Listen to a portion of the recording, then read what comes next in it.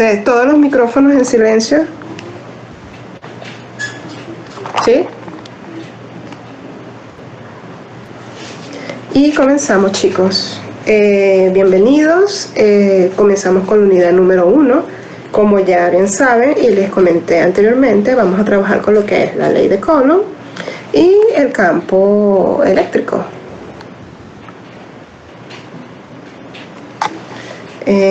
Parte básica de lo que va a ser nuestro inicio, ¿ok?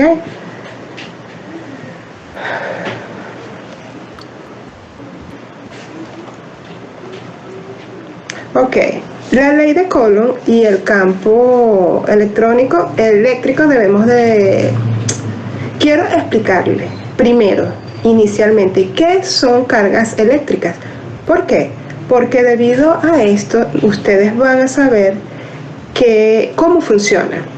Las cargas eléctricas es una propiedad física propia de algunas partículas subatómicas que se manifiesta mediante fuerza de atracción y repulsión entre ellas. La fuerza de atracción o repulsión entre ellas se llama fuerza eléctrica.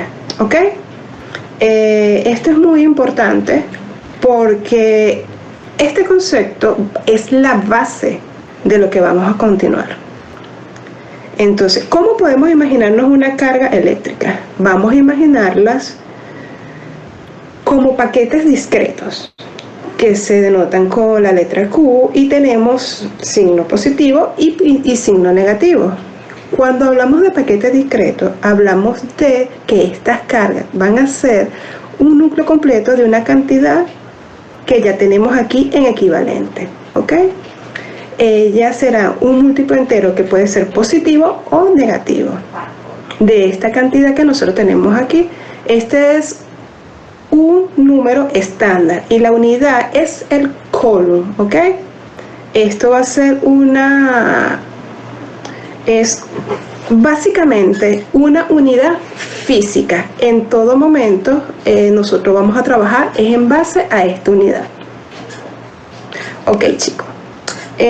Algo que es muy importante también es que tanto el electrón como el protón se miden en base a esta unidad. El electrón es su equivalente en negativo, mientras que el protón es su equivalente en positivo. Ya aquí tenemos una explicación general sobre lo que es las cargas eléctricas. ¿Ok? Ellas pueden experimentar, debido a su signo, fuerza de atracción o se repelen entre ellas. Es importante saber cuándo se atraen o se repelen. ¿Cómo saber, chicos? ¿Cómo se atraen o se repelen las cargas? Esto es muy importante. Las cargas eléctricas se atraen cuando son de signos diferentes, mientras que si ellas son signos iguales, se van a repeler entre ellas, ¿ok? Como podemos ver en esta imagen, tenemos dos cargas, Q1 y Q2, positivas las dos. Ellas, como tienen el mismo signo, se van a repeler entre ellas, ¿ok? La fuerza que ejerce entre ellas se van a repeler. Tenemos una fuerza X1, ¿por qué? Porque F1 es la fuerza de Q que va a repeler a Q2. ¿Ok? Igualmente pasa cuando tenemos signos negativos. Las cargas se van a repeler entre ellas ejerciendo una fuerza que repelen la energía entre ellas. ¿Ok? Ahora sí. Si estas cargas mantienen valores distintos entre ellas, es completamente diferente. ¿Por qué? La carga positiva ejerce sobre la carga 1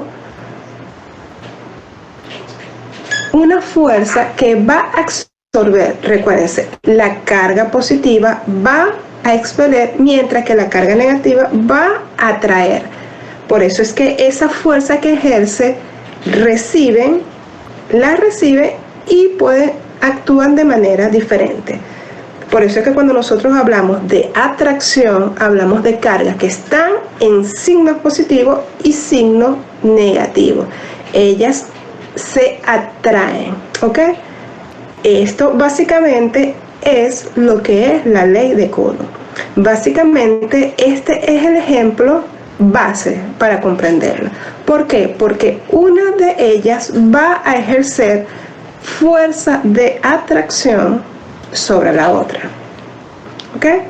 Vamos. ¿Cómo se puede calcular esta fuerza de atracción? Simple.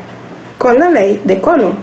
Como ya vimos en este momento, cada carga va a ejercer su propia energía. Ahora bien, para esta explicación vamos a utilizar este pequeño ejemplo. La ley de Coulomb establece que la magnitud de esta fuerza de atracción entre estas cargas va a ser igual a un cociente que va a tener de numerador el producto de esta carga y en el denominador va a tener el cuadrado de la distancia que separe esa distancia, R1,2 en este caso, que sería la distancia entre la carga 1 y la carga 2. Y siempre va a ser multiplicado por la constante que será KE, que es la constante de Coulomb. Le llamamos también constante de proporcionalidad eléctrica. Esta constante, que es igual a 9 por 10 elevado a la 9 newton por metros cuadrados sobre Coulomb al cuadrado. Esta va a ser nuestra constante permanente y esta fórmula es la representación de lo que es la ley de Coulomb. Esto básicamente es nuestra fórmula que vamos a aplicar para el trabajo de lo que es la ley de Coulomb. Para lo que es el desarrollo de la ley de Coulomb, es importante que recordemos nuestra fórmula inicial.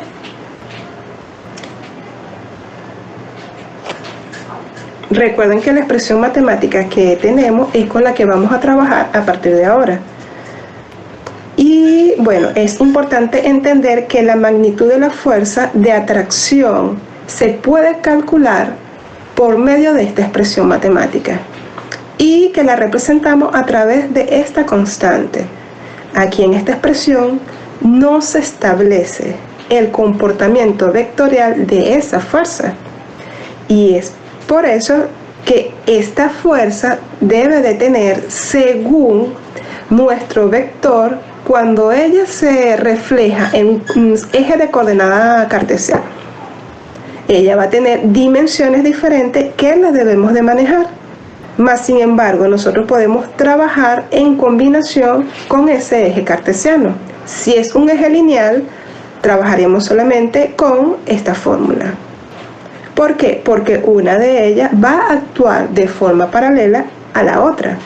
Entonces, como podemos ver, en un ejercicio se puede pedir calcular cualquiera de estas fórmulas, su dirección, su sentido, a partir de las componentes de las fuerzas. Y es necesario tener esas coordenadas y componentes para poder ejercer lo que es la ley de Coulomb de forma vectorial. Esta es la expresión. Esta vendría siendo la expresión de lo que es la ley de Coulomb en forma vectorial. Seguimos trabajando con nuestra fórmula matemática básica de lo que es la ley de Coulomb, pero en este momento le vamos a comenzar a aplicar lo que son los ejes dependiendo de cómo se encuentren nuestras cargas en ellos. Muy bien, chicos. La ley de Coulomb es esencial para poder desarrollarla, conocer cómo se ejerce la fuerza de cada uno de nuestras cargas. El vector es unitario, indica una dirección en la fuerza que se establece. ¿Cómo se puede establecer estas coordenadas? Bueno, este vector se puede establecer por medio de los vectores R1 y R2 y por medio de una resta de estos vectores. El vector R sería igual a la resta del vector 1. Esto es lo que nos va a permitir tener el sentido y la dirección de la fuerza. Al efectuar la resta, debemos de dividirla entre ella misma. Y al sustituir estos valores en nuestra fórmula, ella quedaría de esta manera, ¿cierto? Porque este término representaría lo que es nuestra fórmula inicial. Y sustituimos con nuestras factor, quedándonos al final una fórmula básica que nos quedará como la fórmula Coulomb vectorial. En esta parte debemos de mantener siempre presente en qué parte de nuestra vector se encuentran las cargas, y dependiendo de dónde se encuentran las cargas, hacia dónde va dirigida su fuerza, ya sea de forma de atracción o de repulsión, o de manera de repelerse entre ellas, nosotros vamos a poder hacer lo que es la aplicación de esta fórmula.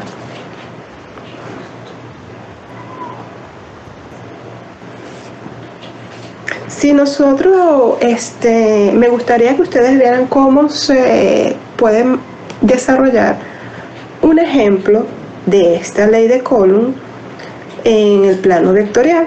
En este caso, nuestro ejercicio dice: considere dos cargas puntuales. Considere dos cargas puntuales en las cuales se encuentran ubicados en los puntos A 2,6 y B 8,2, tal como se muestra en la figura. Las coordenadas están en metros. Calcular la magnitud y las coordenadas que ejerce la carga QSU1 sobre la carga QSU2.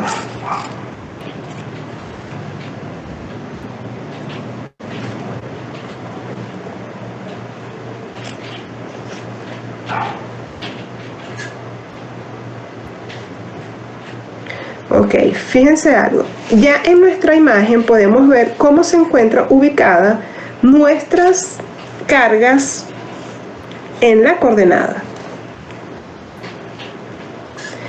y nos indica la fuerza que ejerce la carga 1 sobre la carga 2, por lo cual se debe de aplicar lo que es la fórmula escalar o lo que es la expresión matemática de la ley de Coulomb, para poder saber cómo se ejerce cada una de las cargas en la otra. Debemos de saber cómo se ejerce la carga 1 y en la carga 2. Para calcular la distancia entre ellas podemos utilizar la distancia RSU1 con su 2, y debemos manejar lo que son las coordenadas.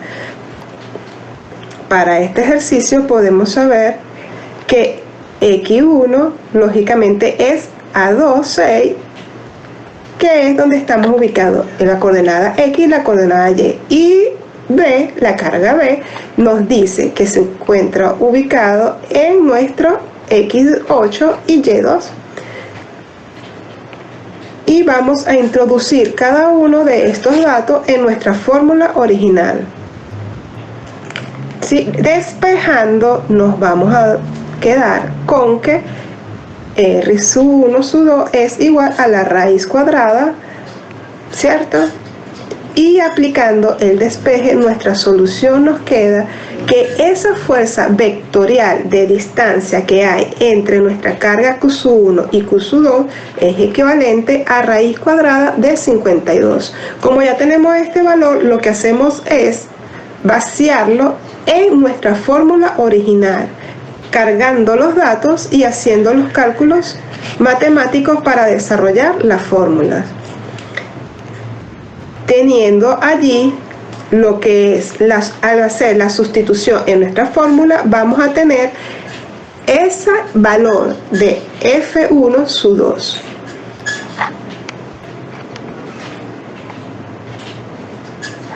Al nosotros desarrollar estas operaciones algebraicas, vamos a tener lo que es el resultado que siempre va a terminar en Newton.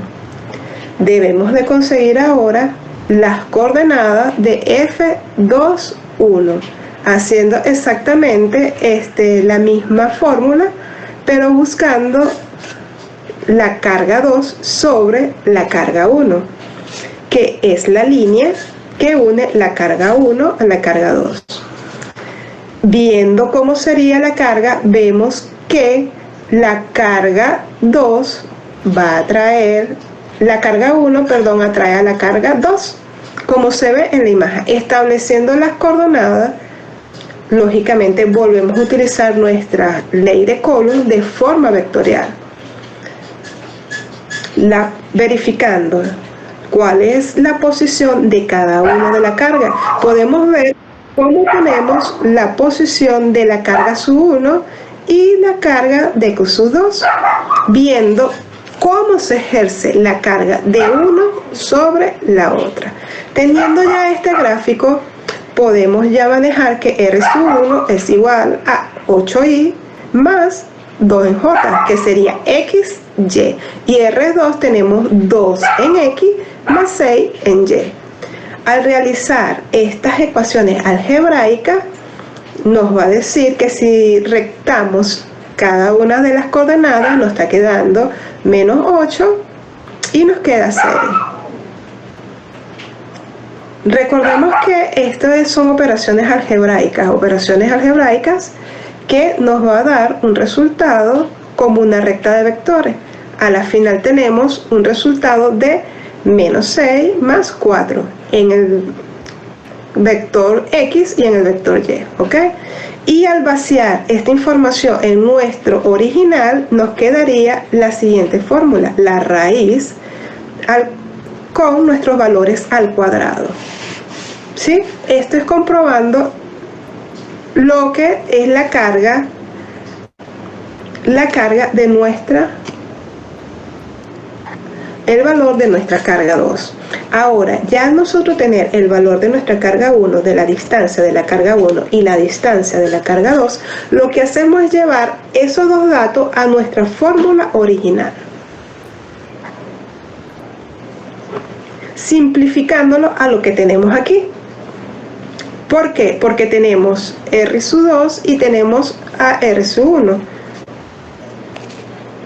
que es un término equivalente a la magnitud de la fuerza, que es el valor que se ejerce en la carga 1 y en la carga 2. Vamos a dar una pausa. Ok, perfecto.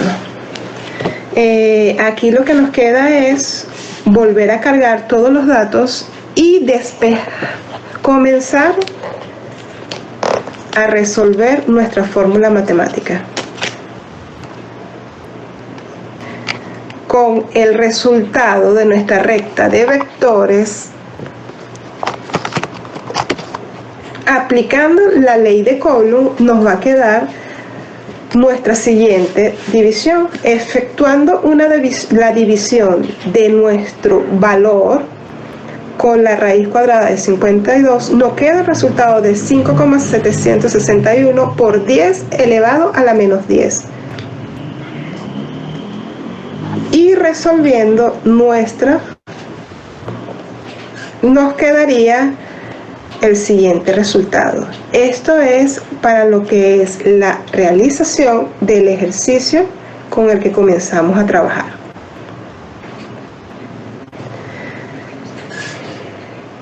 Tenemos otro punto súper importante en cuanto a lo que es la ley de Coulomb y el campo eléctrico, y es el principio de superposición. El principio de superposición en cuanto a lo que es enfocado en lo que es ejercicio, donde se utiliza la ley de Coulomb en este instante. Entonces podemos decir que es el principio de superposición. Es utilizado en diversos temas de electromagnetismo como circuitos, cálculo de campo eléctrico y aplicaciones de la ley de Coulomb. ¿En qué consiste? Este principio consiste básicamente en esta ley de Coulomb, suponiéndolo desde la siguiente manera. Si tenemos un conjunto de cargas ubicados en una posición correspondiente a nuestras coordenadas de cartesiano, debemos de tener cuál es la fuerza total que ejerce un punto sobre cada uno de esas cargas. Vemos como la carga 3 ejerce una fuerza de repulsión en nuestra carga 1 y la carga 2, como también tiene un signo positivo, ejerce repulsión en la carga 1, mientras que en la carga 4 es todo lo contrario, ejerce una fuerza de atracción.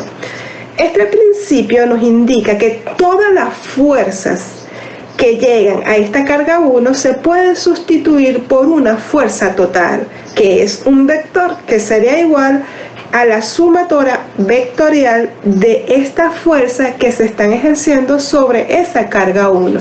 Esto es en esencia lo que es el principio de superposición enfocado a los ejercicios donde se aplica la ley de Coulomb.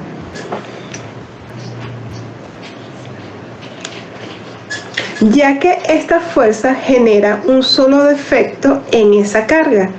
Entonces tenemos una fuerza total que para calcularla debemos de utilizar la ley de Coulomb en su forma factorial.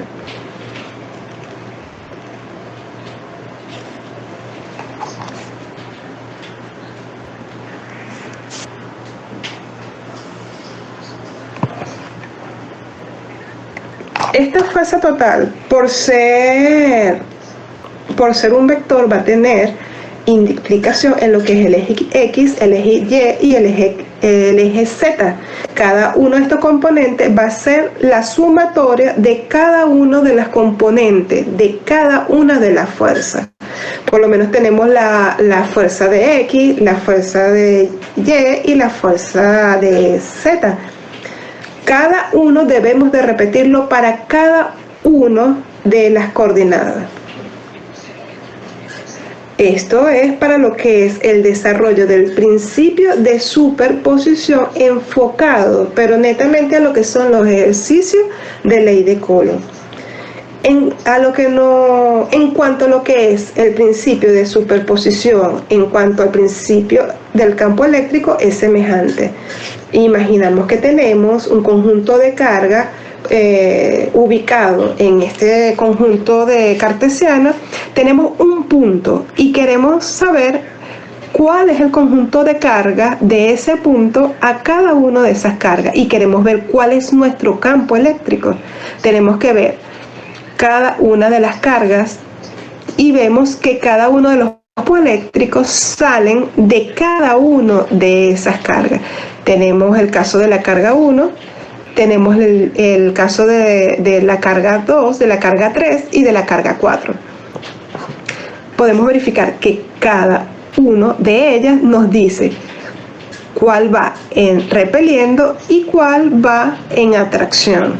Si verificamos cómo estas cargas eléctricas van, tenemos lo que es la fórmula, que es el campo eléctrico total, igualmente es la sumatoria de cada uno de esos campos eléctricos que se estén generando en ese punto P, con un solo vector de un campo eléctrico, por lo cual tendrá también coordenadas X, Y, Z y se calcularía igualmente con una expresión vectorial en cada uno de sus factores.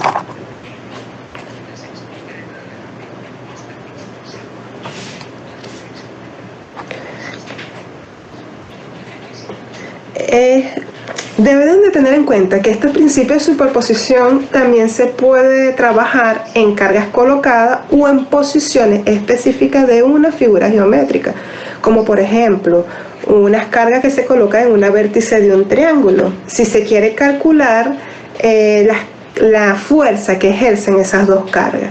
En cuanto a un triángulo, también lo podemos utilizar en un rectángulo, en en un vértice. Cuando ubicamos un vértice de un rectángulo, podemos ver que este principio de superposición se puede aplicar en cada una de esas reglas de cargas que se encuentra en cualquier espacio, o ubicada en posiciones específicas de una figura geométrica o de cualquier campo que nosotros podamos calcular.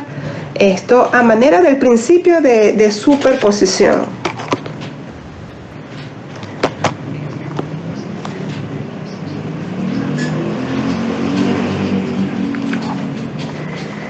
Vamos a explicar un ejercicio del principio de superposición, pero enfocado a la ley de Coulomb.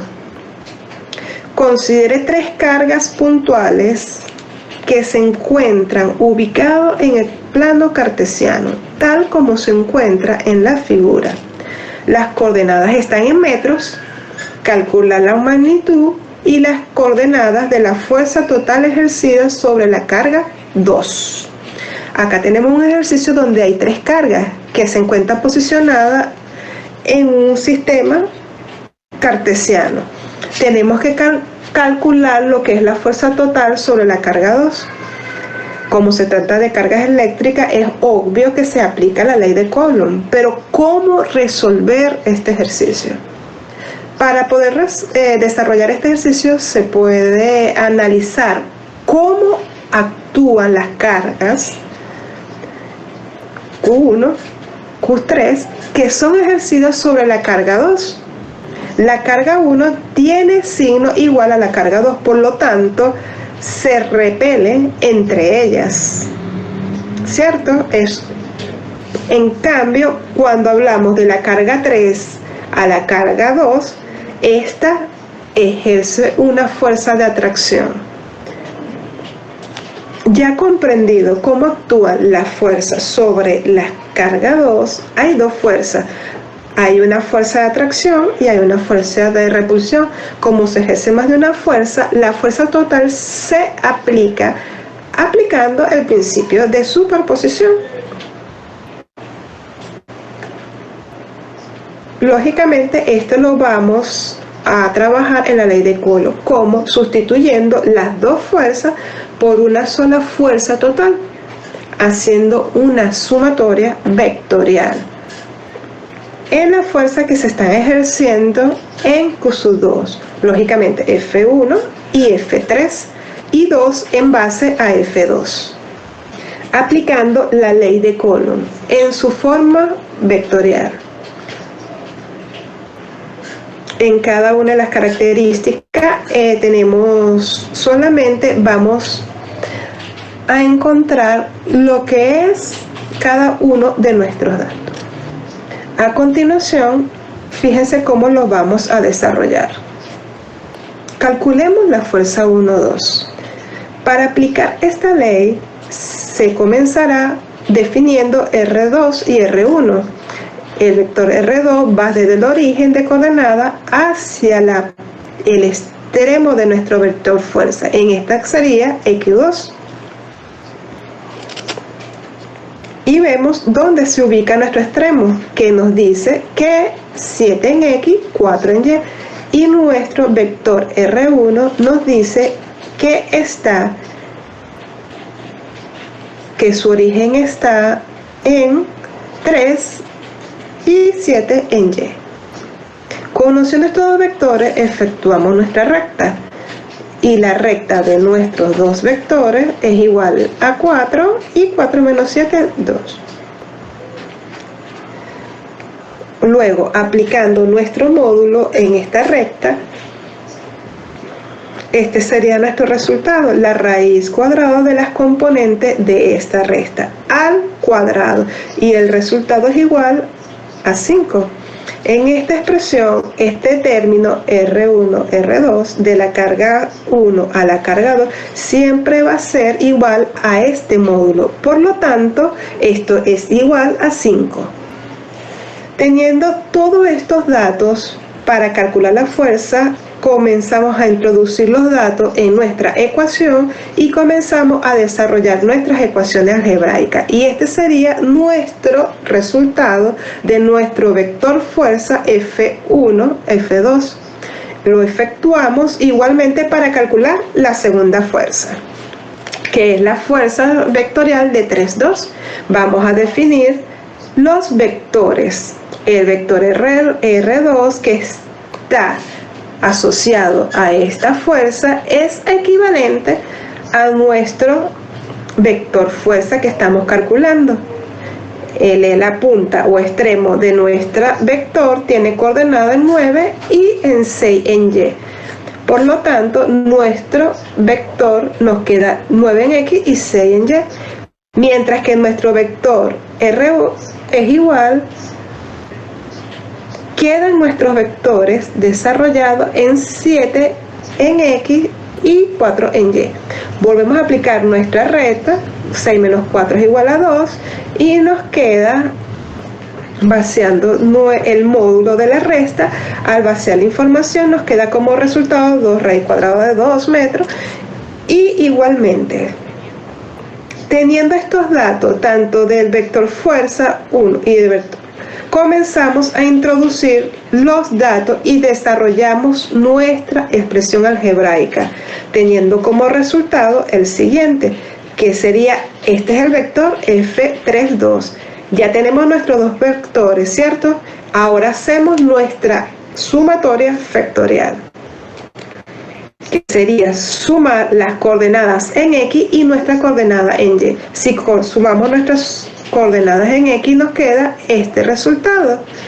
Y si en esto efectuamos nuestra subalgebraica, que son signos contrarios, vamos a restar, nos queda como resultado, tenemos vector de fuerza total de coordenada para coordenada X y coordenada Y.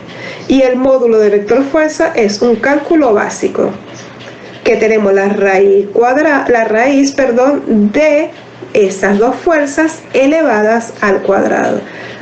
Al resolver esta operación tenemos la magnitud de la fuerza, que es nuestro resultado.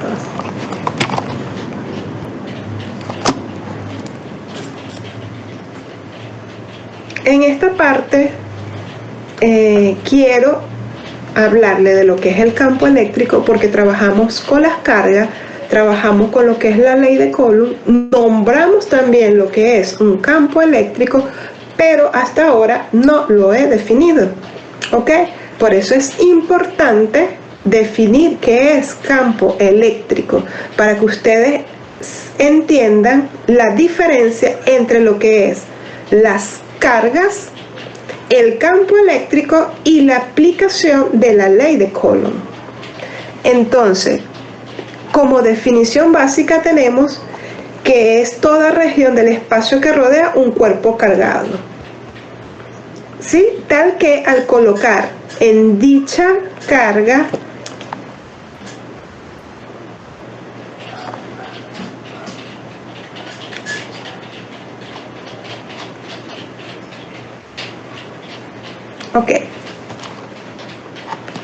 en esta parte es importante mencionar que el campo eléctrico es un campo de fuerza conservativas. ¿Por qué? Porque el campo eléctrico va a colocar en dicha región una carga positiva de prueba, donde habrá fuerzas que actúan sobre esa carga positiva. Teniendo en cuenta esto, nos preguntaremos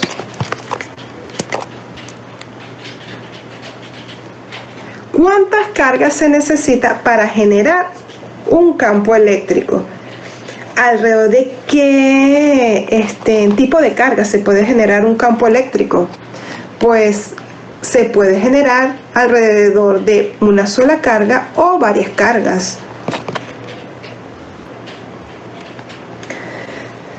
Si tiene una sola carga, se puede generar un campo eléctrico, más sin embargo, sí se puede generar un campo eléctrico alrededor de varias cargas. Pero en este caso se le conocerá a este campo eléctrico como un campo eléctrico resultante. A continuación se muestra de forma gráfica cómo se genera un campo eléctrico alrededor de una carga. Imaginemos un espacio con una carga fuente negativa, y alrededor de esta carga fuente generaremos un campo eléctrico.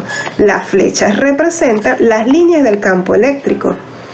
Por conversión, las líneas entran en las cargas negativas. Esto es importante. Ahora, si imaginamos un espacio pero con una carga fuente positiva, alrededor de esta carga fuente generamos un campo eléctrico. Por convención, las líneas salen de las cargas positivas. Continúo. Estudiemos qué sucede al colocar una pequeña carga positiva dentro del campo eléctrico generado alrededor de una carga negativa. Aquí se puede ver cómo una carga negativa tiene un campo eléctrico que él genera. Si colocamos una pequeña carga positiva, ya que tienen signo opuesto, ellas se atraen. Es decir, ella va a atraer esta carga pequeña de prueba positiva en todo momento, y en cualquier parte del campo donde se ubique se seguirán atrayendo. Ahora, imaginemos que la carga de prueba ya no está presente. Ok, aquí tenemos la imagen anterior, pero desaparece. Nos queda un punto. ¿Qué sucede en ese punto donde queda esa carga positiva? Aunque se quite la carga de prueba, el campo eléctrico va a seguir allí presente en ese punto, aunque no se esté viendo la carga. ¿Por qué? Porque la intensidad del campo eléctrico va a depender de esa carga que ha generado. ¿Ok? Dependiendo de dónde esté ese punto, ese campo eléctrico va a ser más intenso o menos intenso. ¿Ok? La intensidad de ese campo eléctrico se va a denotar siempre con la letra E en mayúscula. La intensidad siempre va a ser denotada con la letra E mayúscula, siempre que esté alrededor de una carga fuente. Continúo. Vamos a estudiar qué sucede si se coloca una pequeña prueba positiva dentro de un campo eléctrico, donde la carga fuente va a ser positiva. Tenemos ahora nuestra carga positiva y el campo eléctrico que ella está generando va hacia afuera, como pueden ver. Si colocamos nuestra carga positiva, va a repeler, se va a repeler la energía. En cualquier punto de nuestro campo va a repeler. Ahora imaginemos que la carga positiva ya no está presente. Análogo al caso anterior, imaginemos ahora este caso y quitamos nuestra carga de prueba positiva. Aunque se quite la carga de prueba de la intensidad del campo eléctrico, sigue presente en ese punto y en cualquier otro punto de la región alrededor de la carga fuente positiva. Es decir, esa intensidad del campo eléctrico va a seguir presente en cualquier punto del campo. Reglas para dibujar. Estas reglas son muy importantes. ¿Por qué? Porque las líneas deben de empezar en una línea positiva y terminar en la negativa. Y si llega a haber algún exceso, debe de comenzar o terminar en el infinito. Lo otro es el número de línea dibujada que sale de una carga positiva y debe de ser proporcional a dicha carga. La dirección de la línea indicada siempre va a la punta de flecha y es igual al vector de ¿Cómo se calcula la intensidad del campo eléctrico? Originado en un punto debido a una carga eléctrica. Esta es nuestra fórmula y para determinar esta intensidad, esta va a ser nuestra fórmula. Acá en este cuadro podemos ver la fórmula y ahora vamos a ver desglosado lo que significa cada uno de nuestros componentes. La E, intensidad de campo eléctrico, Newton sobre el Coulomb. La R significa distancia de la carga al punto donde se quiere calcular la intensidad del campo y su unidad es el metro.